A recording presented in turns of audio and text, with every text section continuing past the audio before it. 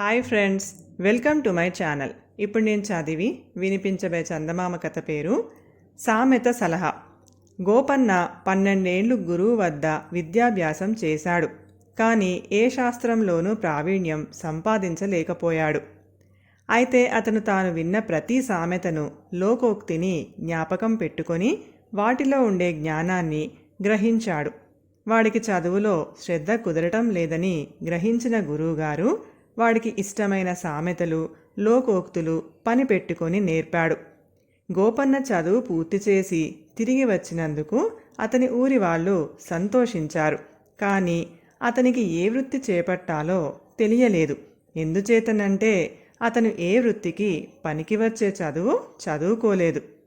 అయితే తాను సేకరించిన సామెతల ఆధారంతో ఊర్లో వాళ్లకు సందర్భోచితమైన సలహాలు ఇస్తూ ఉండేవాడు.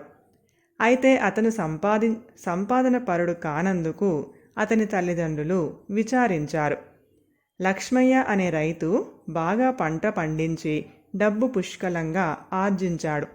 అతని భార్య నగ చేయించమని కోరింది.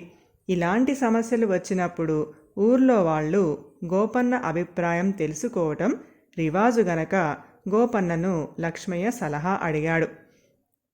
నీ భార్య చెప్పినట్టే చెయ్యి, అందం కోసం పెట్టిన సొమ్ము ఆపదలో అక్కరికి వస్తుంది అని గోపన్న లక్ష్మయ్యకు సలహా ఇచ్చాడు. లక్ష్మయ్య ఆ ప్రకారమే భార్యకు నగ చేయించాడు. ఇది జరిగిన 2 మాసాలకు లక్ష్మయ్య ఇల్లు అగ్ని ప్రమాదానికి గురి అయ్యింది. లక్ష్మయ్య అతని భార్యా పిల్లలు కట్టుబట్టలతో బయటపడ్డారు. లక్ష్మయ్యకు ఉన్నదంతా బూడిద అయిపోగా భార్య ఒంటి మీద నగనే దక్కింది. అది అమ్మి లక్ష్మయ్య మళ్లీ ఇల్లు కట్టుకున్నాడు. గోపన్న సలహా లక్ష్మయ్యను కాపాడిందని తెలిసి ఊర్లో అందరూ తమ సమస్యలకు గోపన్న వద్ద సలహాలు తీసుకొని లాభం పొందుతూ వచ్చారు. కొందరు అతనికి బహుమానాలు కూడా ఇచ్చారు. అయితే అతనికి సంపాదన కన్నా కీర్తి ఎక్కువగా వచ్చింది.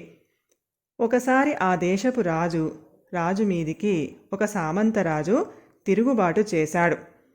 రాజు కొద్ది సేనతో అతని పైకి పోతూ గోపన్న ఉండే గ్రామంలో మజిలీ చేశాడు. ఆ సమయంలో రాజు ఊరి పెద్దలతో పాటు గోపన్నను కూడా కలుసుకున్నాడు.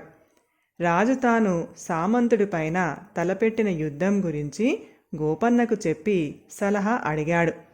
గోపన్న, రాజా, చిన్న పామునైనా పెద్ద కర్రతో కొట్టమన్నారు. మీరు మరికొంత సైన్యంతో వెళ్ళటం మంచిది అన్నాడు. మరికొంత సేనను పంపమని రాజు రాజధానికి కబురు పంపి తన వెంట ఉన్న సేనతో ముందుకు సాగాడు. సామంతరాజు రాజు వెంట ఉన్న సేన గురించి చారుల ద్వారా తెలుసుకొని దాన్ని ఎదుర్కోగల బలాలను సిద్ధం చేసుకొని పోరాటానికి దిగాడు. రాజు ఆ పోరాటంలో ఓడినంత పని అయ్యింది. అయితే రాజధాని నుంచి వచ్చిన అదనపు బలాలు సామంతరాజు ఓడిపోక తప్పలేదు.